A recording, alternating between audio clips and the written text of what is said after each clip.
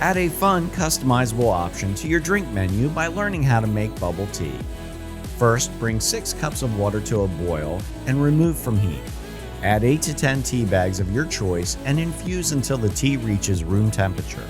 While the tea is still warm, you can add flavoring syrups, thick sweeteners, or honey if desired. As the tea cools, prepare 1 bag of tapioca pearls or boba. Once boiling, add the boba and cook for 2 to 15 minutes depending on the bag instructions. Remember to stir occasionally and let the boba sit uncovered as it cooks. When finished, run lukewarm water over the pearls, drain, and transfer to a new bowl. To assemble the tea, divide the boba between glasses or shaking cups. Fill the glasses with ice and then pour 1.5 cups of tea into each. Add 2 to 3 tablespoons of milk. Now stir or shake well before serving with a large boba straw or a long spoon. With so many flavors and ingredients to try, there's bound to be a bubble tea for everyone.